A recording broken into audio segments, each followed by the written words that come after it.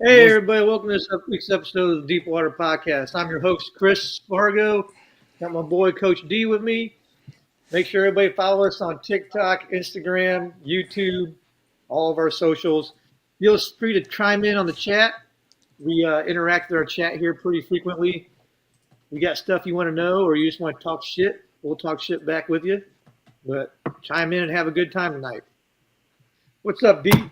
What's going on, man? Hey, I appreciate that little intro you gave me. Look like you're getting your game together, man.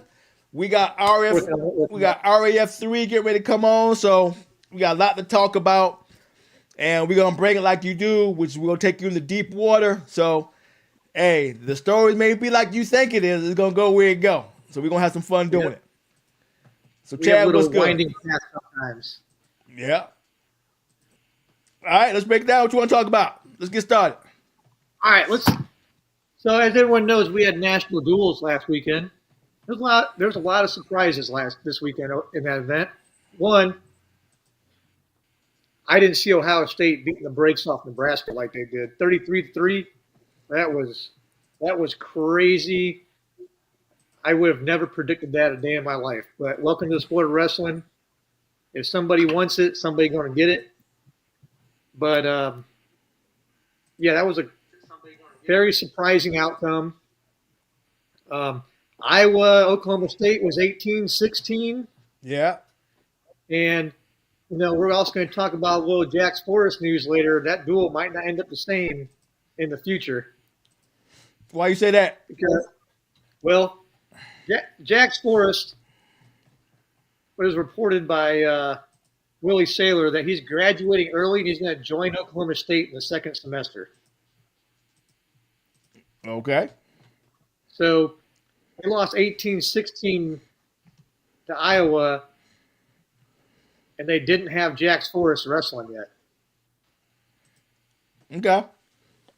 But starting in January, it sounds like they will.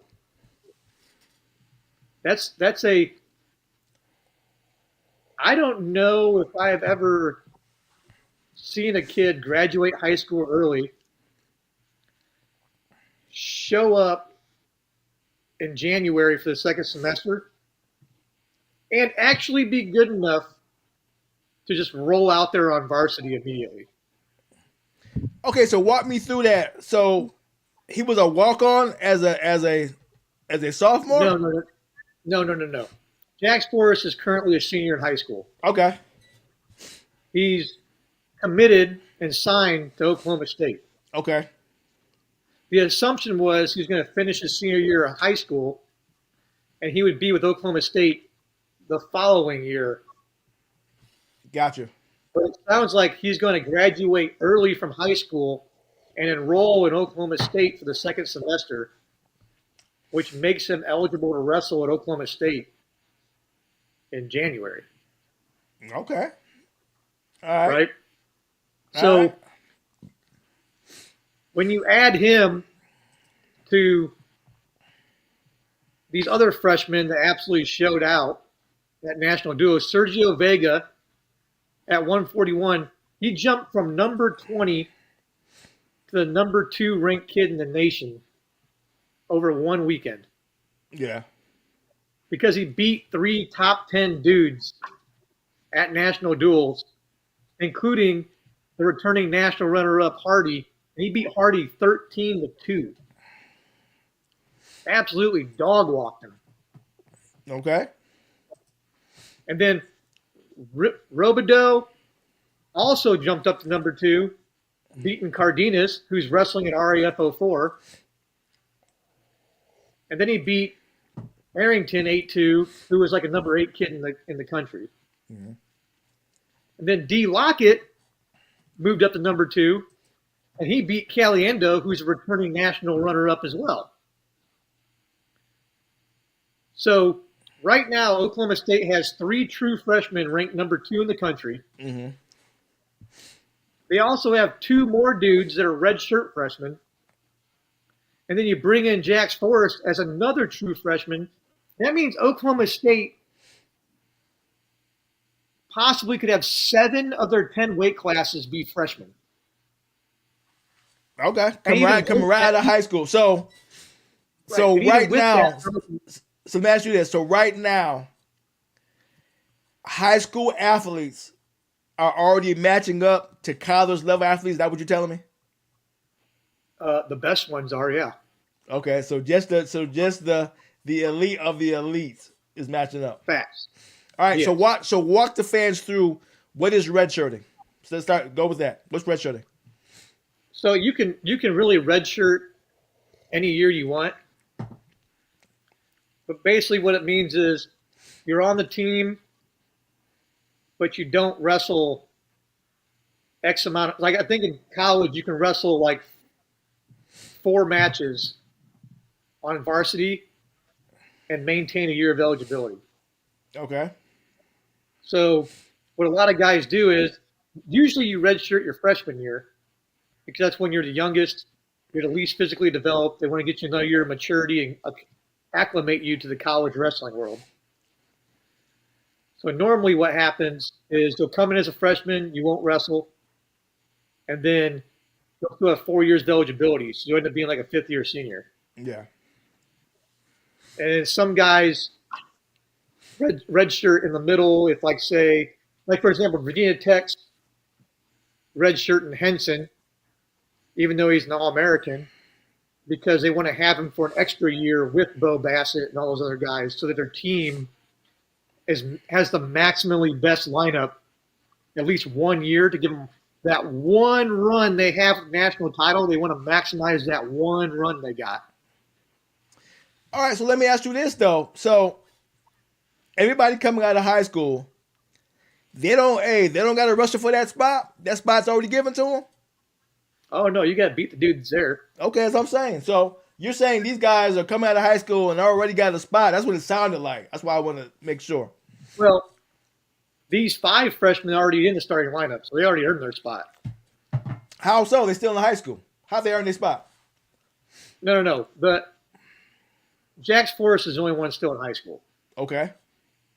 I'm making the assumption that when he gets there, he's going to be good enough to beat the guy that's wrestling 125 right now. Gotcha. So basically, you talking shit. Well, I just think he's better than the guy they currently have at 125. All right, so whoever they at 125, or maybe it's 33. Kristen said, Jax is better than you. You might as well just step aside and let him take that spot. That's basically what Kristen said. No, it might be 33. I think Troy's fat. Let me check. I don't want to get this wrong. So I think Troy Spratley's at 125. He's number 2 in the country. I think it's 133. Okay. Yeah, because Vega's at 141. Spratley's at 125. So it'd be Jax Forrest coming in at 33. Because I'm here to tell you, if you coming out of high school, you ain't taking my spot. I don't give a dang what it is. Well, 3 of these dudes already did, so. All right. Yeah, I think he can beat Figueroa. No, it's 133, Marv. It's not 125. He's not beating Spratley, but I think he can beat Figueroa. What do you think, Marv? I think Figueroa at 33. There you go, Marv. Keep Chris honest. You know Chris be making up stuff. First of all, I already self-corrected. All right. Secondly, well, Marv, you think Jax Forrest can beat Richard Figueroa at 33? If you're gonna fix me, at least give me an answer here, bub. All right, Marv. You can't chat with it. You can't say something without following it up. Now we don't do that. Go ahead and get your 2 cents in. Figueroa got beat up pretty good at national duels this weekend.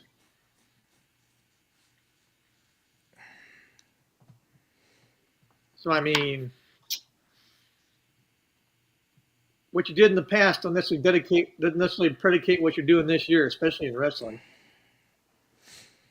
All right, Chris. Yeah, hey, Marv asked the question. What's a natty champ? National champion. Okay, it's called natty. Yes, he won the national championship last year at Arizona State. But he just doesn't. He didn't look very good. That's all I'm saying. He split time with somebody at 33. Henson's redshirting. Which Henson are you talking about?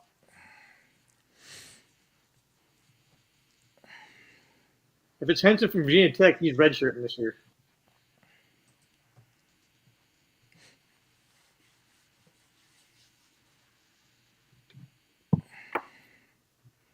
Because they wanted to give him a.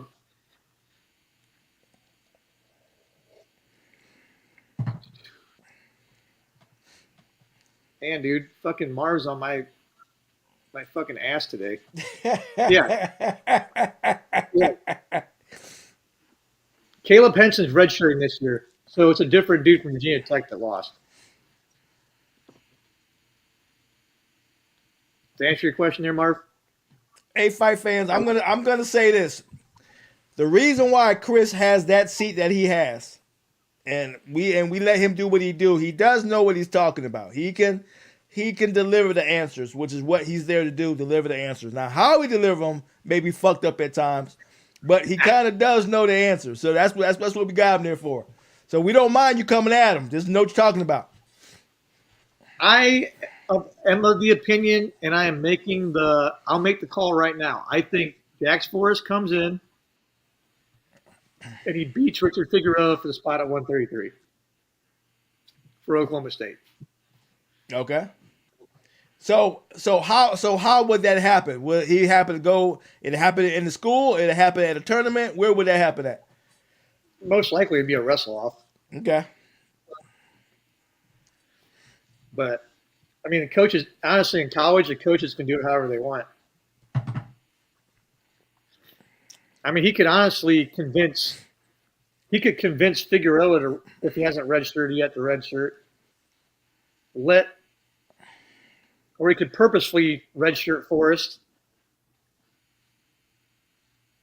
Just depends what he wants to do. Because in theory, since he's coming in early, he could redshirt him this year and still get the same 4-year schedule out of him instead of redshirting him next year. Does that make sense? Yeah. So he could basically get a red shirt off half a season and still get the 4 full years out of him that he would have got on the same calendar years. So the coach is not gonna let him get acclimated to college and all the kind of stuff that comes along with it. They're gonna throw him right on the mat, throw him into deep water, and let him figure the fuck out. I mean, Forrest is good enough for you to do that.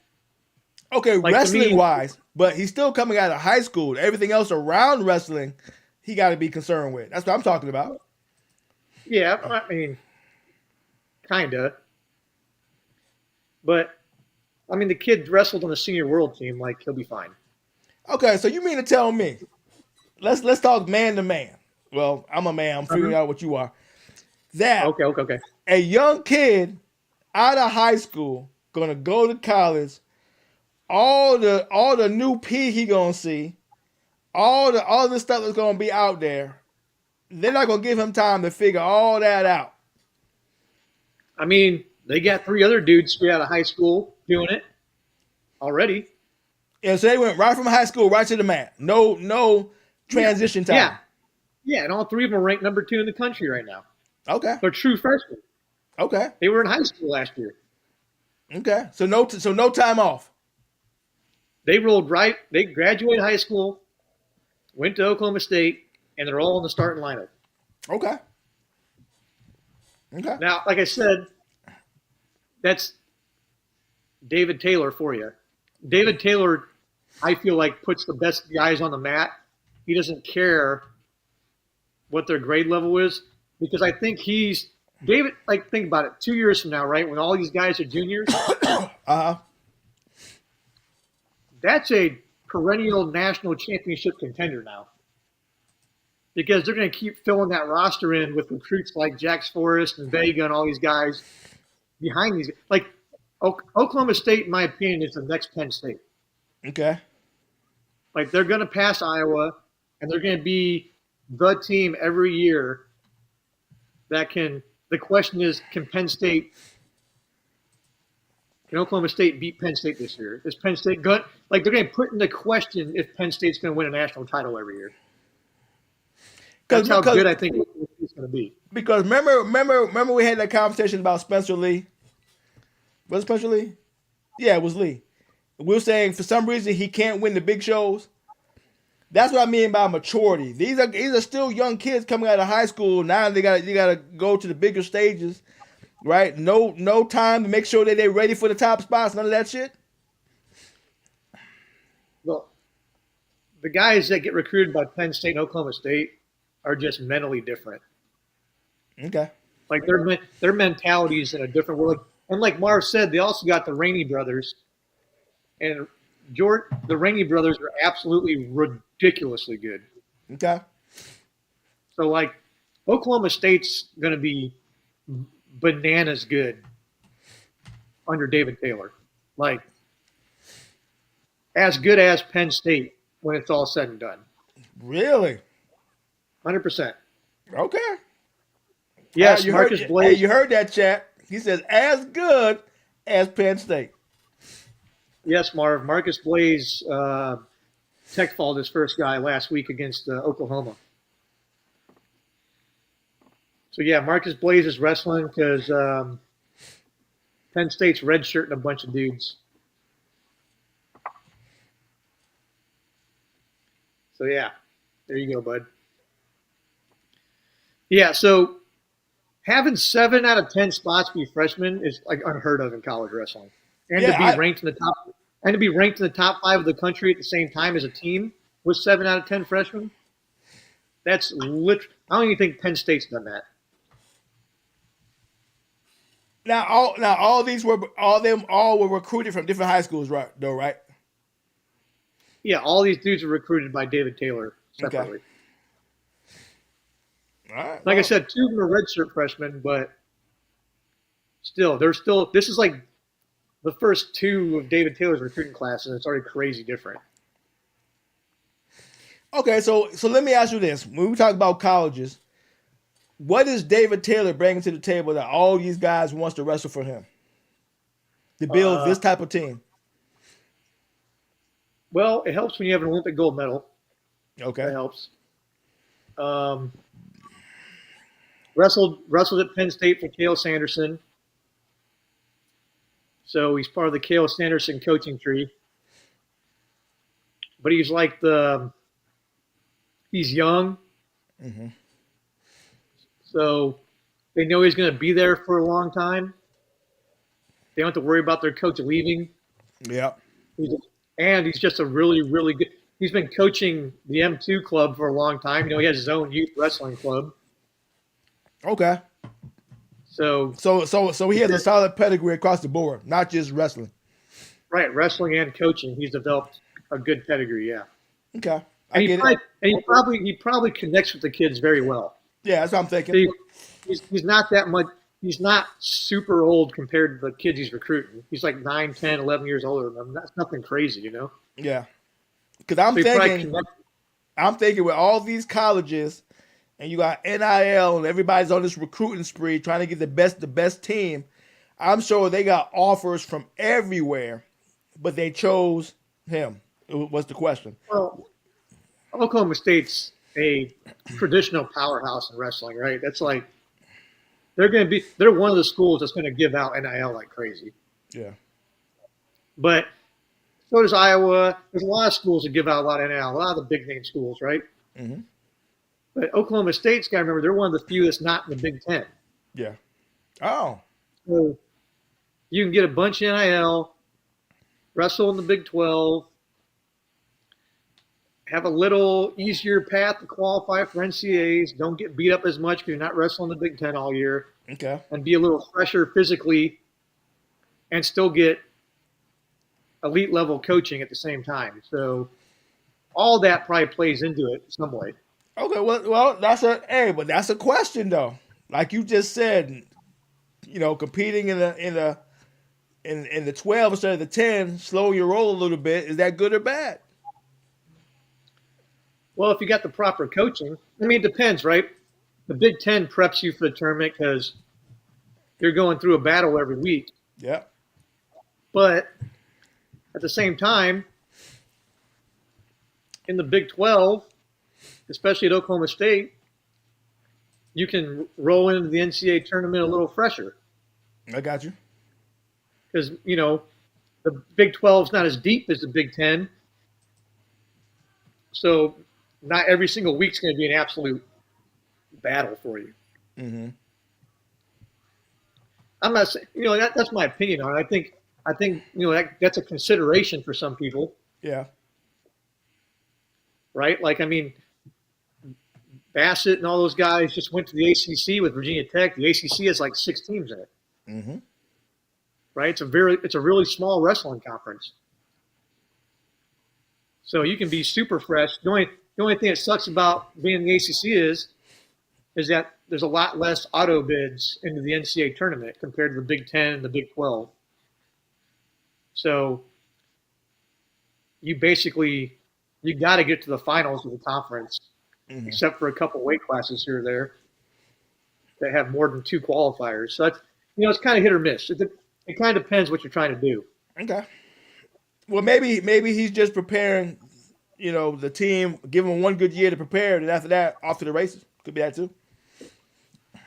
I definitely think that's part of it. Yeah. I think he's using this year as kind of like, I'm going to let my freshmen run wild. Let them learn trial by fire. And then next year and on, we're going to run at the title every single year. Mm-hmm. I think that's David Taylor's mindset is, hey, this is my recruiting classes. I'm going to put my stamp on this team, and my recruits are going to go out there. I'm going to let them roll and get them ready for national championship runs year after year after year after year. Yeah. Because, like I said, because what you're saying now worked 2 years ago. But now we're in a whole new league of what young wrestlers can do. And that's what we're going to talk about now. We're talking about our RAF. We got Bassett out of high school getting ready to compete, on multiple levels. Not just what he's doing with NCAA, all that kind of good stuff. He's fighting at a pro level now. So what do you think we can expect with RAF in Chicago? And do you think RAF 3 is going to raise the bar across the board when it comes to wrestling now that they've solidified that they can deliver wrestling on the pro level with high quality athletes? Let me grab a beer real quick and I'll answer that question for you. All right. Matter of fact, while you're grabbing the beer, give a shout out. Real American beer right there. If it's not American, it's not real beer. You like that? I just thought about that on top of my head. Actually, that wasn't too bad. I could roll with that. That was pretty good. That's a clip right there. I do, to answer your question, because I saw they opened up more seats for sale, which tells me they already sold all the available tickets. Yeah. So they opened up more seats, which is huge. I think with the amount of MMA guys you have on this card, with the actual wrestling cards you have, I think you're going to see a ton of UFC fighters at the arena. It's not the amount of MMA fighters, is what MMA fighters you have. That's the thing. Well, you're definitely going to have Frank Mir. Oh yeah, because his daughter's on the card. Yeah, he's gonna be in the front row. I would be shocked if Bilal Muhammad isn't on the card. Isn't there? Yeah. I'm willing to bet he's gonna say something. They're gonna bring him on the mat to say something. I'm So willing too. to bet. Will you answer Marv and tell him this podcast is not frozen? Hold on. Hey, I'm looking right at it, Marv. Hey, you better get your Refresh, Wi-Fi. Marv. Get your Wi-Fi up. Oh, no, let's talk about Bo. Which Bo? You talking about Nickel or Bassett? No, we'll get there. Hold your horses. We'll talk about it. Slow your roll. I just want to know which Bo he wants us to talk about. Nickel. He wants to talk about Bo. We'll get there then. We'll talk about Bo Nickel here in a minute. So, yeah, I think you're going to have – and you said Chael Sonnen's back for this one too, right? Yep. So you're going to have UFC fighters all over the place at this card, which I think for the kids is sick. Like for the adults that bringing their kids is sick. Like I think the crowd's going to be absolutely electric. The UFC fighters are going to be getting the crowd, like everyone's going to be getting the crowd amped up. I've never seen a promotion past the UFC deliver so many questions in one event. The UFCs always throw curveballs at us. We'd be like, oh my God, I didn't expect that. I didn't think I was going to see that and blah, blah, blah. Now RAF is doing it. They are picking some of the high-level fighters on this card with name recognition, skill set, and got a good grappling pedigree that ain't going to be just being walked over. It's going to be interesting.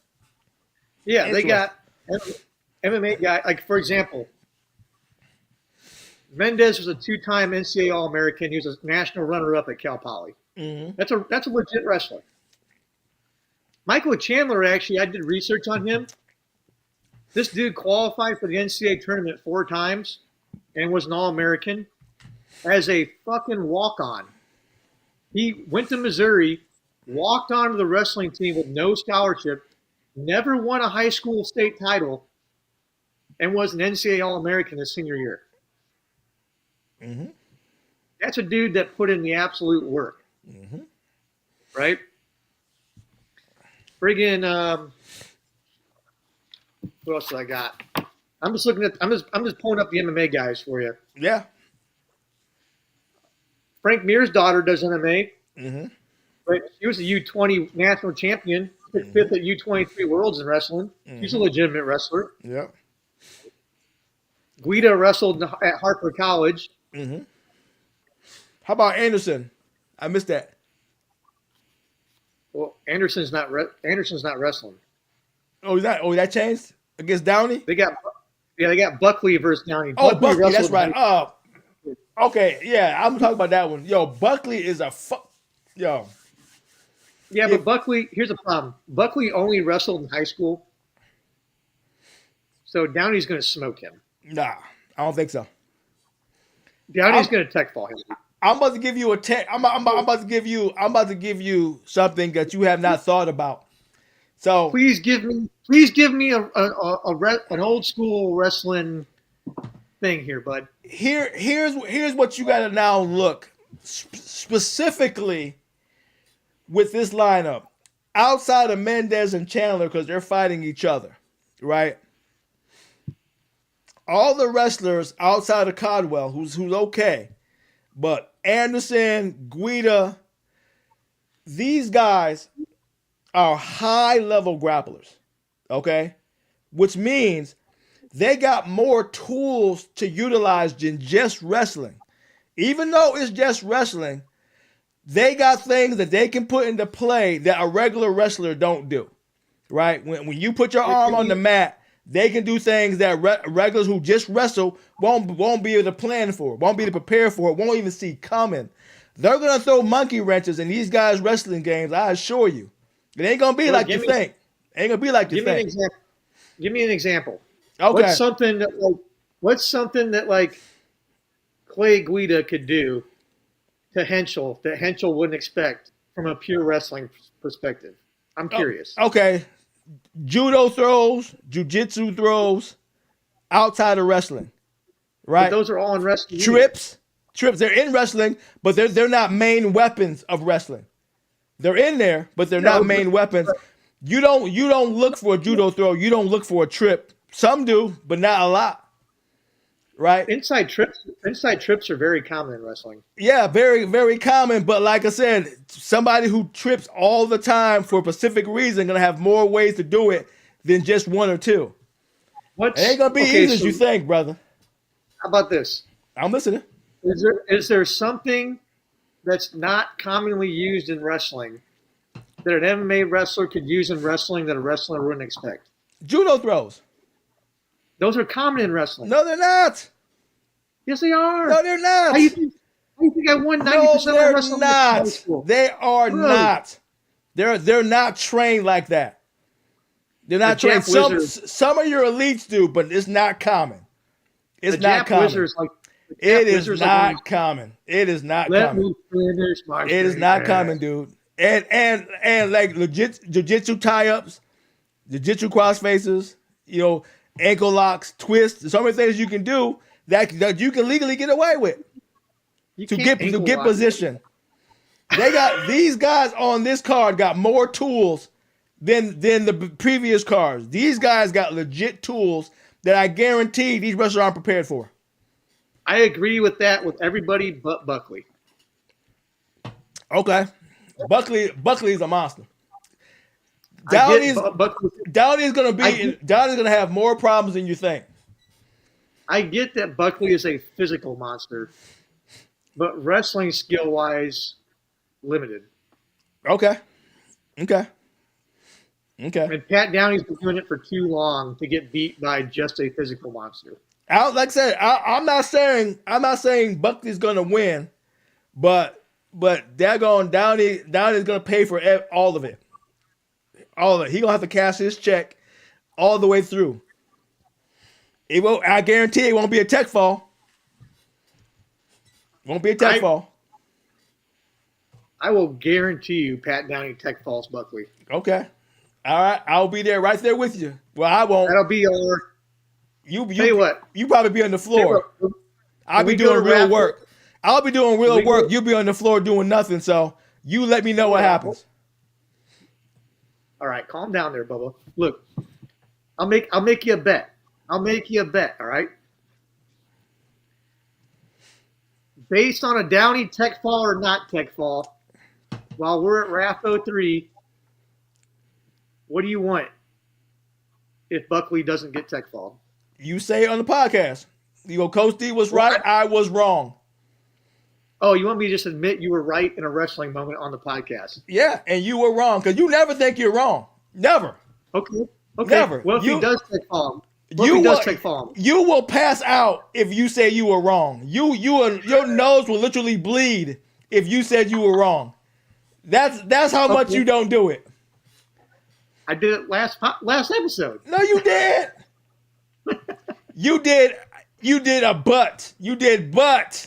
You didn't go, you were right, I was wrong, and then for that, you did a but.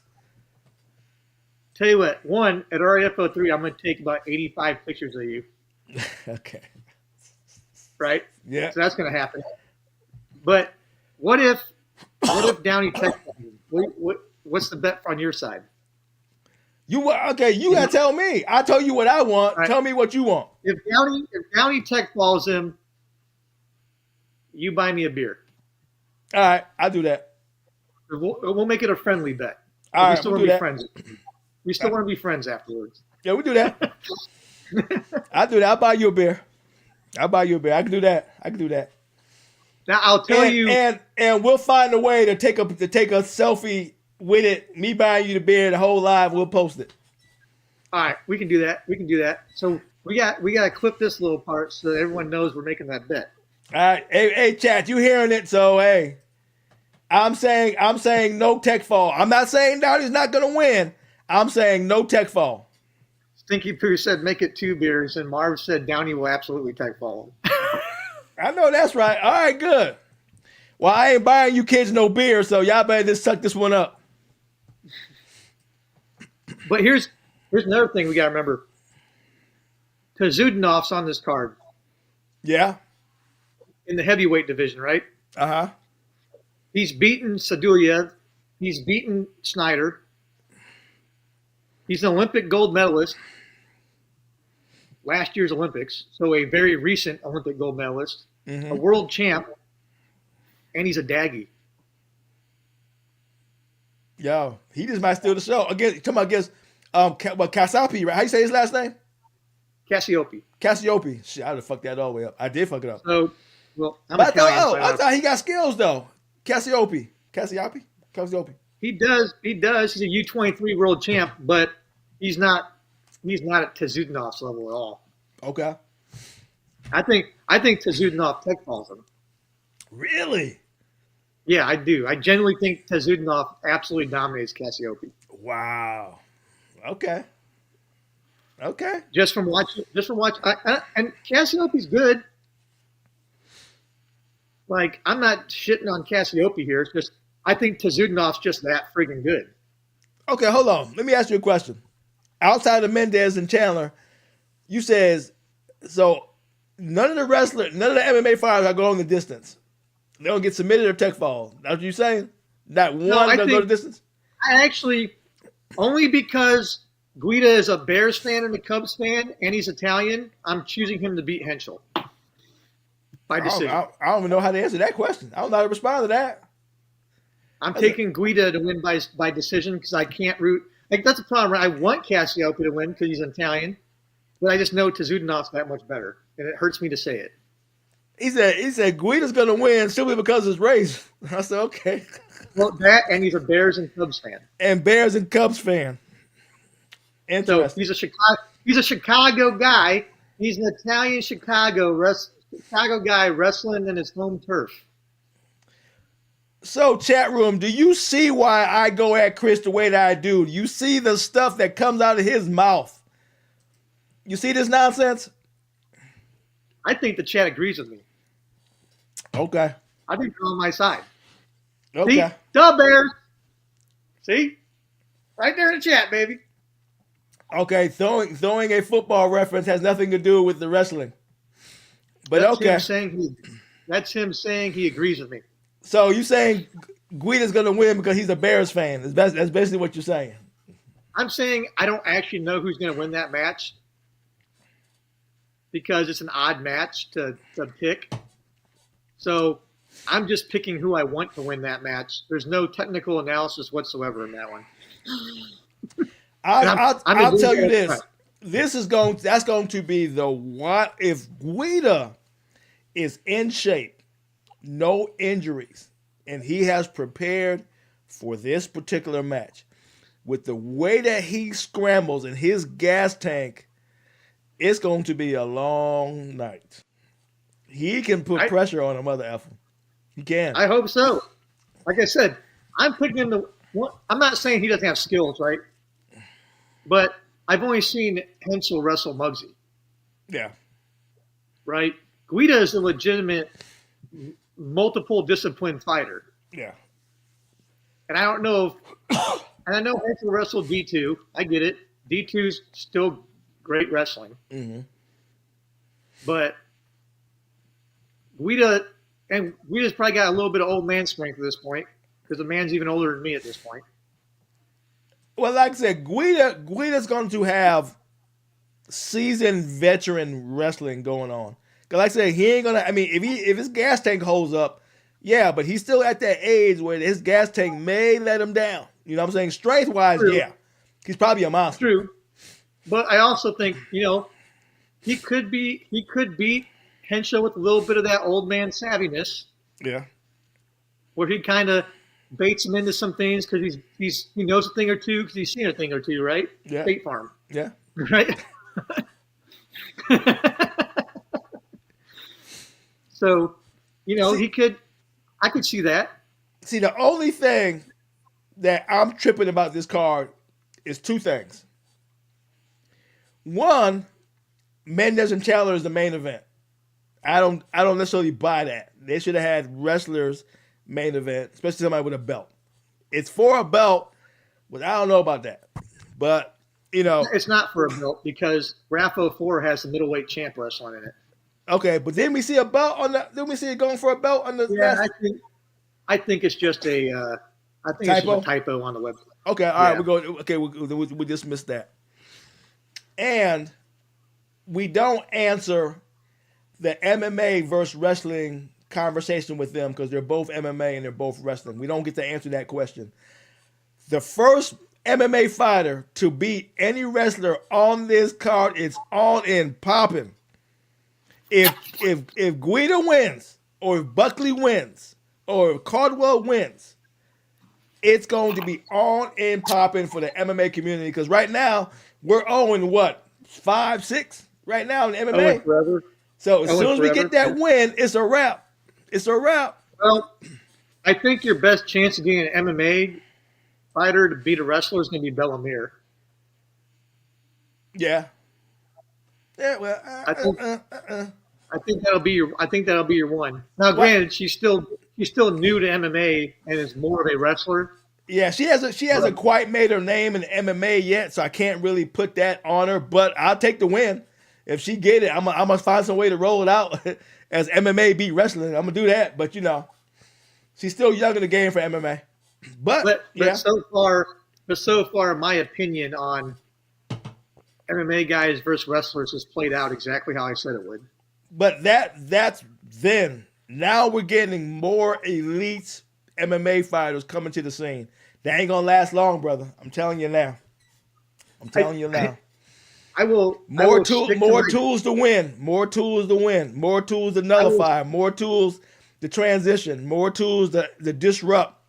It's coming. It's coming. RAF is doing the right thing. We're bringing seasoned MMA fighters to the game. If you wanted a real true test of like an MMA fighter trying to beat a wrestler, right? You would put like Spencer Lee versus like Marab. Yeah. Because they're the same weight, I believe. 135, right? Yeah. Okay, I get where you go. If you really like, what I'm saying is like, put a dude that was a wrestler that's at the top of his MMA game that hasn't really been focusing on wrestling specific, but is still a great wrestler in the UFC compared to his peers. And then put him against a dude that's at the top of his game and wrestling at the same weight. Yeah. Because right now, to me, that would be your true comparison. Yeah. Because right now, you got most of your MMA athletes are kind of outside of their prime, number one. Number two, like outside of a Bo Nichols, who is still wrestling dominant. He's not MMA dominant. He just knows how to do MMA, but he's still wrestling dominant. So it's kind of hard to say. He don't have true MMA tools yet.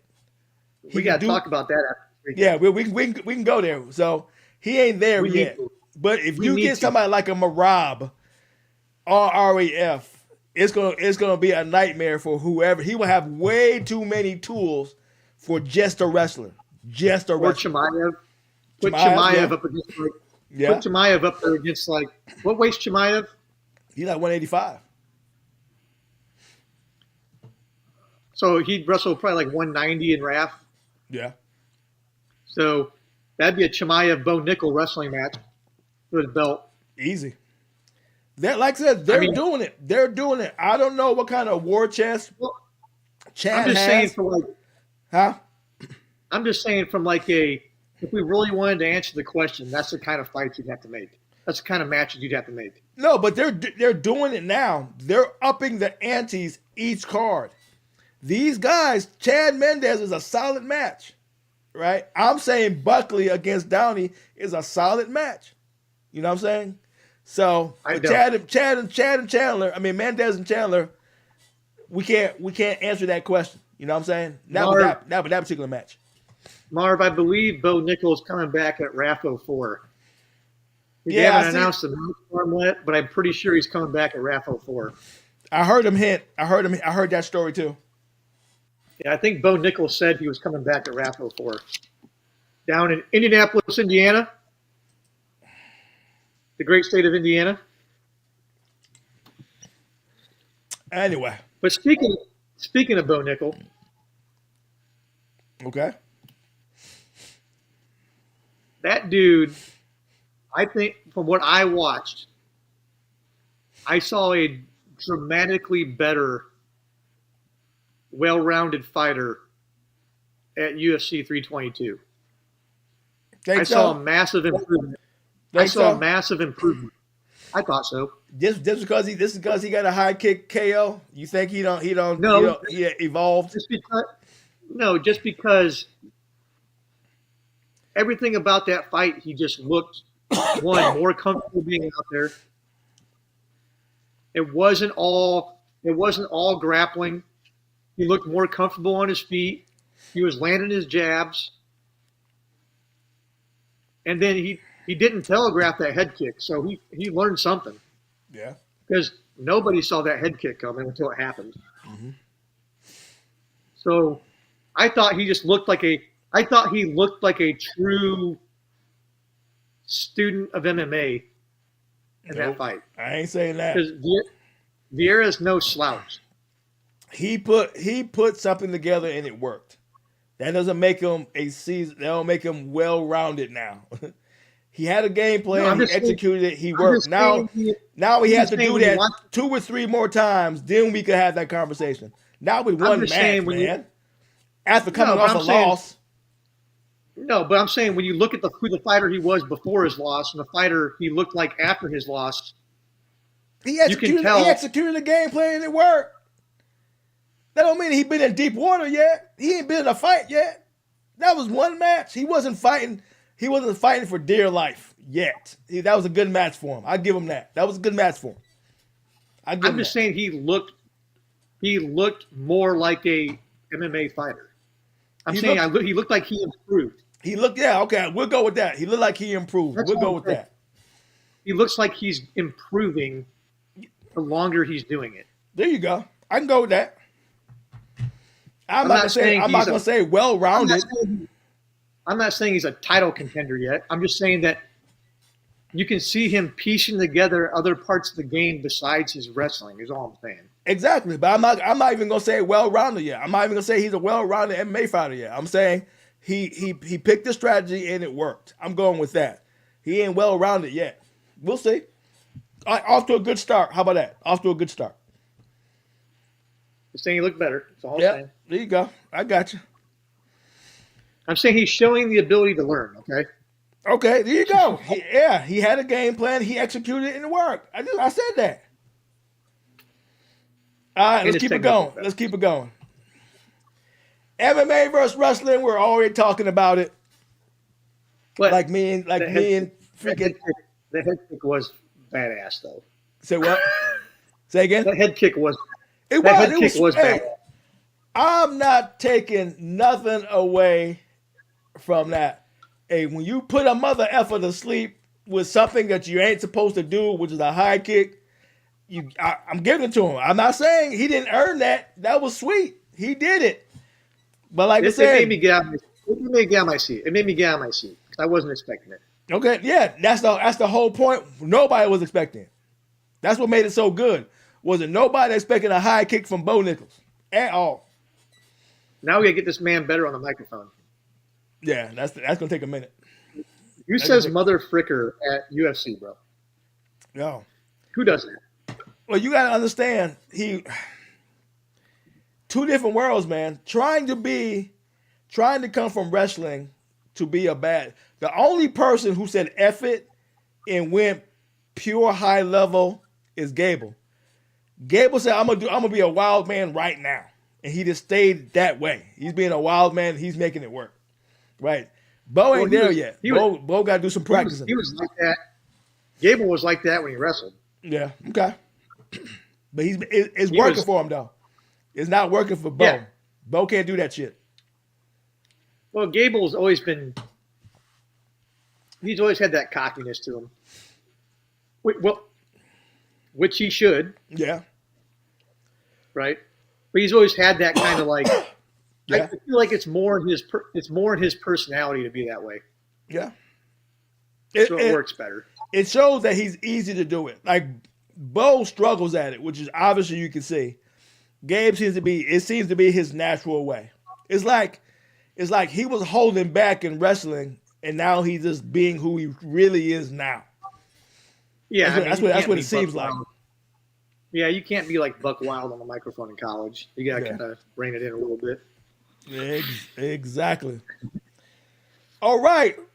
So, fight fans, here's something that I've been working on, especially for RAF4, is Jared Brooks is one of my good friends. I've known Jared Brooks for a while. I've been to a couple of his events. We've broke bread, talked junk.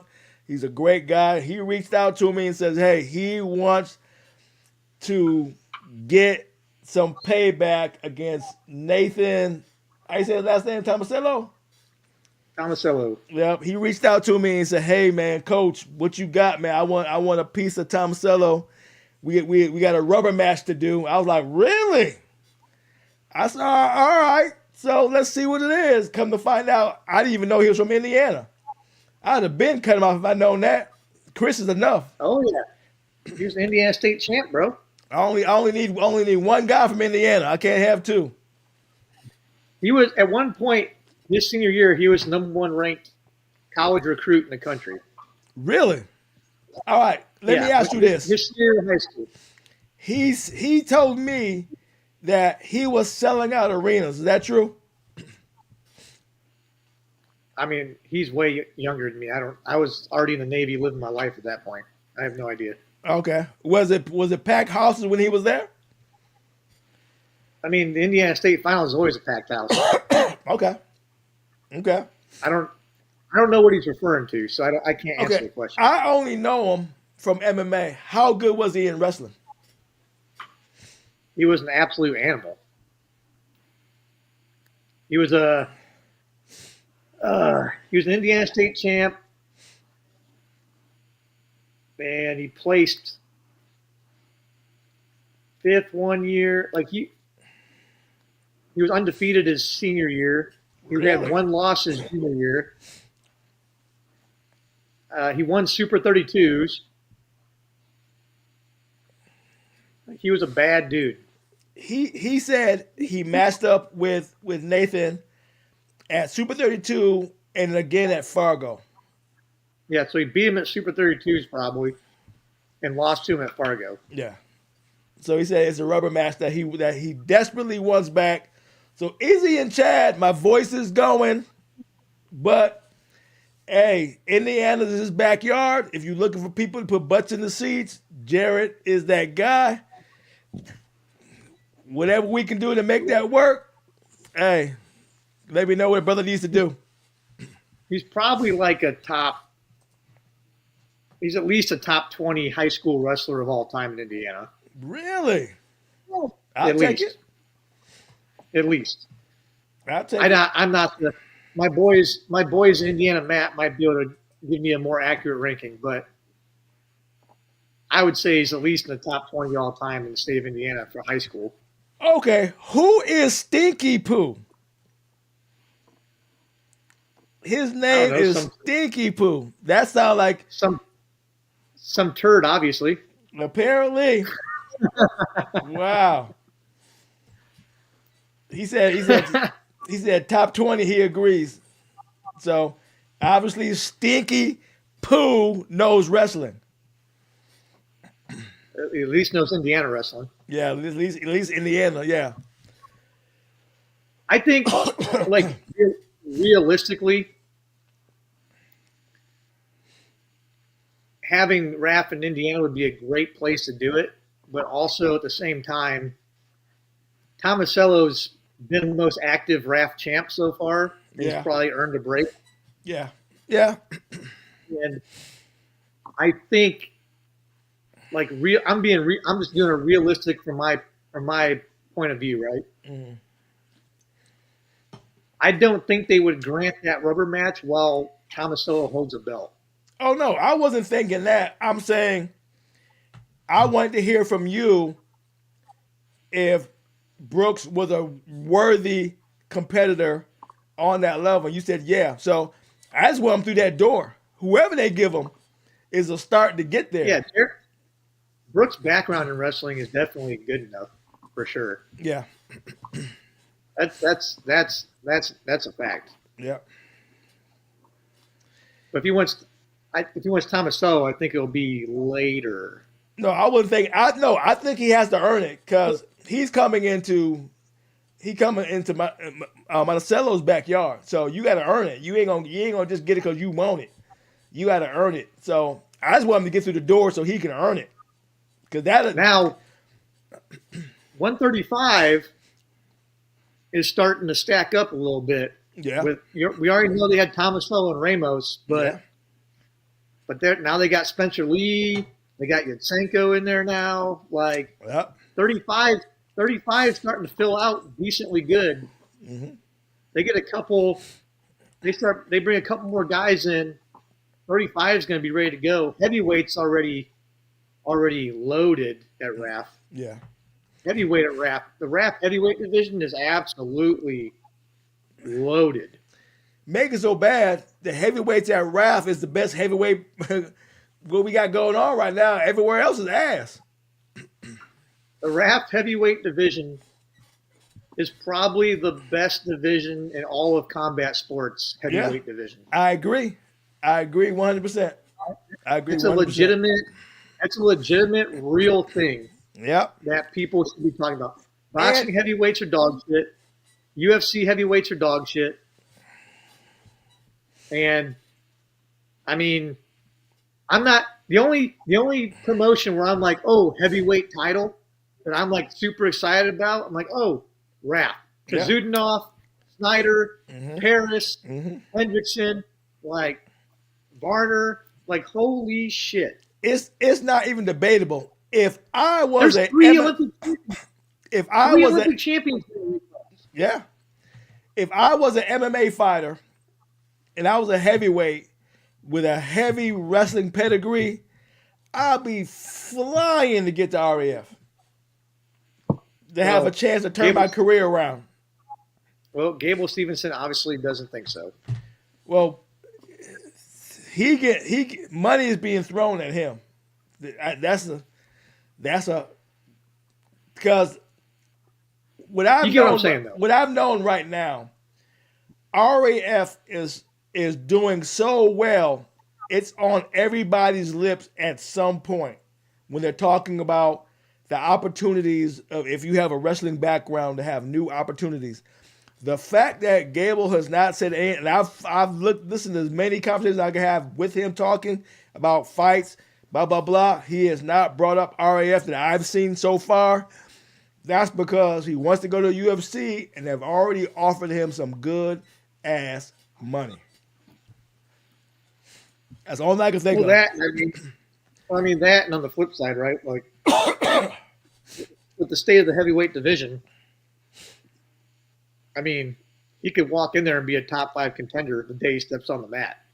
Easy. But, and on top of that, he has an unfinished fight. Why it took him? Why he doesn't want that back, I don't know. And that will be a freaking money maker. So he has to be all the way done with wrestling to not want that back. And he was winning. He was winning up to a certain point till he wasn't. Maybe he just wants to get some money first, and then he'll jump over for that rematch. I'm thinking. That's all I can think of. Literally, minus Sadulyev, the best heavyweights in the world in wrestling are all at RAF right now. Mm-hmm. And maybe the dude from Iran. Yeah. But like, Sadulyev, Snyder, Harris, and Hendrickson are like, they're 4 of the 5 or 6 best heavyweights in the world. They're all at RAF. Yep. I'm with you. I don't know that. Like I said, the Iranian, probably he's good. Guy you want to bring in. I would look. I think he just won the world championships, and then you got Actually, the Japanese heavyweight's pretty good. Like there's still some other dudes, but then you got Cassiope. The fact that Cassiope would be like, because if you had Hendrickson as a champ, and you clearly got Paris as your number one contender. Snyder just won gold world, so Yeah. Snyder would be 2 for me. Zudanoff would be 3, the number 3 contender. Mm-hmm. I would put Cassiope at 4, Varner at 5. Like there's enough heavyweights that already you can rank. You can have a ranking for the heavyweights already. But like I said, that top 5, technically, any day of the week can change. Any day of the week. Because every one of them, every one of the top 4 can beat each other. Mm-hmm. So just in that top 5, somebody going on a run is going to be hard to do. If betting was going to start anywhere, it's going to start with the heavyweights. I think the heavyweight, maybe 135, maybe 135, 155 too. The heavyweight belt will change hands the most, I think. Yep. Just because right now it's the deepest weight class in RAF. It's got the deepest amount of talent. Yep. And in their prime talent, not just talent. In their prime talent. And 35's got DeSanto in it too. Yeah. So 35's pretty good too. Yep. I said 35 and 55.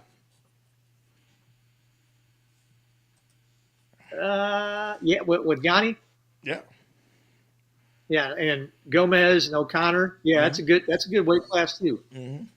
It ain't top 5 yet, but we got a good start. Yeah, they're definitely still filling out some weight classes, but that's expected. This is only the 3rd event. Like, they don't have the whole. And that's two. And that's the thing. The fact that they're only at RAF 03 and this momentum is this much, where you got top tier talent. I'm talking about named talent showing up already. And then you're bringing in the next generation of talent like Bo Bassett. Bo Bassett is already on everybody's lips. Everybody's talking about Bo Bassett. Everybody. Now he's at RAF getting ready to compete. First of all, I don't even know how he pulled that off, but he did. But hell, Blaze is there too. Matter of fact. Oh, there you go, Blaze. I forgot. We forgot about Blaze. That's because Blade's going to absolutely dump truck her opponent. That match is going to last maybe a minute and a half. Yeah. Well, I'm being honest. But that's Rivera. She was in 1, right? She was supposed to fight the first time, right? I think she's the one that almost lost to Holly Holm. Yeah, that's what I'm saying. I'm surprised they made that rematch. Maybe contract wise they had to, because she almost lost to Holly Holmes. I'm surprised they redid this match. I would assume that they gave it to her because she was a good sport about it and agreed to wrestle Holly Holm on that day's notice. But also, as a wrestler, you got to go, okay, I needed a little more step up in competition. After seeing what I just saw. The unknown is one thing. When you go up to somebody and you don't know what to expect, yeah, but once you see it. To be honest, the American women won't get that much competition in RAF until they bring in the international women. Yeah. Okay. Blades, Marulius, Soderbrandt, like they have shown that against other Americans, they take care of business. Mm-hmm. So like Like they got at RAF 04, they got Hildebrandt wrestling an international wrestler, a world medalist. Yeah. So that should be a good match, right? But Mm-hmm. I mean, Marlia's just won world gold, so she's Yeah. on top of the world right now, literally. She's your, she's an undisputed champ. She's a RAF and the world reigning world gold medalist. So like she has them all right now. Okay. So yeah, so we So, I got. I mean, mean, they still got time to develop it. That's why it's not that much, attention on it. It is, but it isn't. You know what I'm saying? So I get it. But yeah, I mean, it's going to take longer to build the women's division up than the men's. There's just a more readily available pool. You know what I mean? okay, so let me ask you this. So we talked about like all the guys going to Oklahoma, come out of high school, all high level, yada yada yada. What do you think about Bo Bassett? How do you see Bo Bassett as a wrestler? Is he a cut above the rest? Because Well, right now the hype is there. The hype is there. Blah blah blah blah. But let's go with just pure wrestling right now. yeah, I hope that he continues his success in the college that he had in high school Mm-hmm. and in international wrestling. Um, it's kind of those you won't know until you see it. Mm-hmm. Right now, I would expect him to be a top 5 dude in the country off rip. Yeah. But every now and then you get these guys. It's just every now and then you get these guys who are absolute animals in high school, and then you expect so much out of them in college, and they kind of fold a little bit, and they don't really match their expectations through college. I'm Well, not saying Bo Bassett's going to do that. I'm just saying there's a percentage a percentage of it's a possibility, right? It's a small percentage. wrestling is the only sport where high school can level up at a quicker pace than any other sport. The only way you level up in any other sport, you got to be a super duper phenom, like a LeBron James, to go out of high school all the way to the top. You know what I'm saying? So I look at maturity. You can be very technical, but still you need grown man strength to go long term. You know what I'm saying? You got a lot of high schoolers who are matching up out of high school. I'd never seen that growing up. I saw potential, but I ain't seen no kids beat no grown man. You know what I'm Well, saying? really the only guy that was doing it was Kerry Colat. Mm-hmm. He was like the first high schooler to go wrestle college guys at open tournaments and beat them. Mm-hmm. And that was like when I was young. Yeah. But it's become more common because there's a lot more kids that are wrestling from a younger age, and it's all they're doing. Exactly. And then they're kind of also getting put into these college opens to test themselves, which most high schoolers. Now, I'm wrong. There's some opens in college that don't allow high schoolers to wrestle at them, Mm-hmm. which, to be honest, I kind of agree with because these guys are trying to beat other college wrestlers to get their rankings up, get the common opponent wins, so they can position themselves for their own NCAA, for their own national tournaments. And having kids in there that can't compete in those tournaments can kind of jack that up sometimes. Well, I used to say that, but now with today's technologies, today's food, today's cheat codes, these kids are evolving at a much earlier pace than how we grew up. I got a guy right now. His name is Max Sterry. He just turned 18. He got an 85-3 MMA record. 85-3. Just turned amateur. So far, he's 3-0 as an amateur. I think that's a little. Already walking grown man. I So, kind of look at it this way: you only have so many fights in your life in you. yeah. I think 88 matches before you're 18 is kind of too much. Well, I mean, you still talking about safety rules, just like kids in wrestling. They're wrestling at younger ages, but there's a lot of rules to keep them from getting hurt. Same thing with MMA. He's on I safety get rules it, now. but the physicality is still there. Yeah. Yeah. You know what I mean? Like it's not so much burnout I'm worried about. Burnout's a mental thing, Yeah. Marv. It's not like there's plenty of kids that wrestle from 5 years old that don't ever burn out. It's it's the it's the factors around those kids. Like they if they don't have the mentality for it, they can burn out. If they're doing it for their dad instead of themselves, they can Yeah. burn out. Yeah. If they're doing it for other reasons other than they love the sport of wrestling, that's when burnout happens. Mm-hmm. Like, and that's why you got to keep it. You got to keep it in perspective. Like,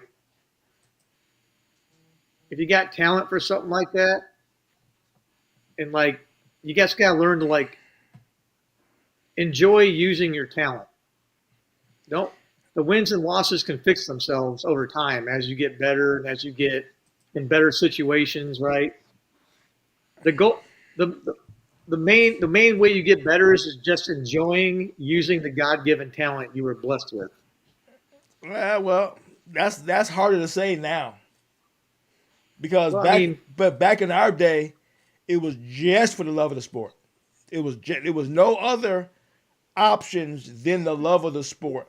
well, I'm Now saying we that got NIL in high school. We got all these boosters, all these sponsors. Social media. You become a brand overnight on Instagram and TikTok. So there's so much demand to be as famous as much as be a great wrestler or whatever sport you're doing. I'm So their saying it's mindset is completely different now. I'm saying it's the adult's job to keep it in perspective for the kids. The adults are the worst. That's kind of what I'm getting at, right? Oh, okay. My bad. Go ahead with it then. Right. That's what I'm getting at. The adults are the ones with delusions of grandeur, not the kid. Yeah. Yeah. Like when I was younger, I was a very young parent. I was one way, and the older I've gotten, the more I've come to understand what my role is, like in my children's wrestling. Mm-hmm. Like it's like just have fun, focus on getting better, enjoy the opportunity, embrace the opportunity, be grateful for the opportunity. I'm just going to sit in the stands. I'm going to watch, and I'm going to move on with my fucking day. All right, fight fans, that's a plain, bold-faced lie. If you've ever been at a wrestling tournament with Chris, that is the last thing he does. Let a bad call happen and watch what Chris does. I'm not saying I'm not going to shit on the refs. Okay. I'm a ref myself. I put the whistle on, so I put my money where my mouth is. So I feel like if I put myself in that position to be criticized, I can do the criticizing. That's different. Yeah. Like, I'm not one of those parents sitting in the stands just yelling at refs for no reason. Well, that's the biggest problem. I mean, let me chime in on that part. That's the biggest thing I see right now, which I do not like. I hate parents who coach their kids who don't coach. If you're just coaching your kid and you think you have the pedigree to coach your child, and no one's telling you you don't, I can't stand it. I've seen coaches in MMA who are the parents, and I look and try to find out, I go, where is your coaching skill from? And you've never competed, blah, blah, blah. I can't stand it. But it happens. I look at it this way. I get more upset at parents who yell at refs who have never refereed, because I consider myself to be a pretty good referee. Okay. And sometimes stuff happens fast. Mm-hmm. And in folk style, you don't have any backups. At least in freestyle, I got 2 other refs to help me out. Yeah. To overturn my calls or agree with them. Mm-hmm.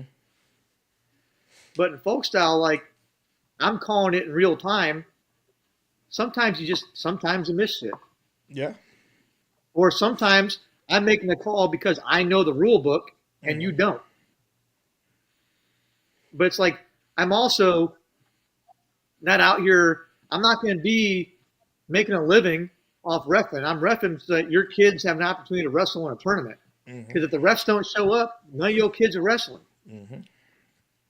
I'm doing it so the kids have an opportunity to wrestle, and because I enjoy it. And I'm one of those refs. I'm one of those refs. Like, you talk enough, I'm going to kick you out. I don't care. Yeah. You can watch your kid from the parking lot, homie. Well, now, like I said, these parents are going way too far. They don't have no shame. They don't have no self-discipline. They don't have no self-respect. They don't care about how crazy it gets, you know. And it's your child you're embarrassing, and they will take it to the limit. Here's the biggest thing that a lot of parents don't understand. If your kid's good enough to get a scholarship at any level of sports, and they want to get it, and you want to get it, the way you behave can stop your kids from getting a scholarship. College coaches will absolutely not offer kids because they don't want to deal with the parents. Yep. That is a real life thing. And I will say it. I go, your kid's not coming because you here. Yeah. Like, parents have to understand, like, you can ruin your own kids' opportunities because you can't keep your mouth shut. Yep. I agree. Like, I don't know how many times college coaches have to say it to the parents listen. Because college coaches say that out loud. Mm-hmm. It's not like they hide it. I heard a podcast with Izzy. I think it was the last one they did. They says it was talking about how Chad and Izzy met, and Izzy says, I don't even allow podcasts in my class. There are no parents at all. He says he kicks parents out. He says he don't want no parents interfering with him coaching. He says he don't like parents. He don't want parents around. I was like, I hear you on that. I hear you. That's how it should be. You know what parents are for? When you go to the tournament and you want to sit at the hotel after everything's over. Mm-hmm. That's it. That's what parents are for. That's so you can have little adult time with other adults after you've busted your ass for their kids all day. That's what parents are for. I agree. Personally. Like, and don't get me wrong, there were times when my kids were on dual teams and I had to be one of the coaches and I had to do both. Mm-hmm. And honestly, a lot of times I'd stand there and I'd have the other coach do all the yelling. Mm-hmm. It's tough. It's tough to balance being coach and dad because, like, kids can't always differentiate when coach is yelling or dad's yelling. And it's they're kids. They don't, you know what I mean? They look at you, they see dad 100% of the time, every time. You know what I mean? Mm-hmm. That's a hard balance to make. There's some kids that can do it, and there's some dads that can do it. But I personally don't like coaching my kids. I want to be dad. I want to be dad and sit in the stands and root for my kids. That's all I want to be is a rooter. That's it. Chris. Like, it's their life. Hey, we got to wrap this up, bro. I'm losing my voice. I need to save it. All right. Well, I think we covered everything we want to cover tonight. So, you got anything else to add before we close it out? No, fight fans. Sorry, my voice is going. I need this bad boy for RAF 3. So I have to save it, or else I'll be still cussing out Chris. Hey, real quick, do you want to cover what we're doing at RAF 03 and if the podcast is going to be on a different day next week? So the fans kind of have an idea of what next week's going to entail. Yeah, next week. We're not doing a podcast on Thursday because it's Thanksgiving. Like, we're not podcasting on Thanksgiving. Let's just get that out of the way. Yeah, we'll be podcasting on Friday at a different location, so you're gonna see us live. We're doing a live podcast. We ain't gonna tell you who and what's gonna be about. It's gonna be a surprise, but it's gonna be an early podcast. We'll put a post out early enough so you can see it. You know, probably Thursday evening, something like that, so you know what's going on. But the podcast will be on Friday. It'll be before the Bears game. You're gonna enjoy it. It'll be before the Bears game, Marv. So relax. Yeah, it'll be early enough. You'll be good. You think I'm not going to try and catch that Bears game in my free time on Friday either? Like, we're going to figure it out. Well, I'll be working, so I said my free time. I didn't say during the post or anything. I hear you, brother. I gotta go. My voice is killing me. All right, guys. Everybody have a good night. We'll see you next Friday. All right, team. I had a great time. It was a great podcast as always. Once I get my throat better, I'll holler back at you, but I got to go. It's Coach D. To hear from me again, peace out. Chris saying good night.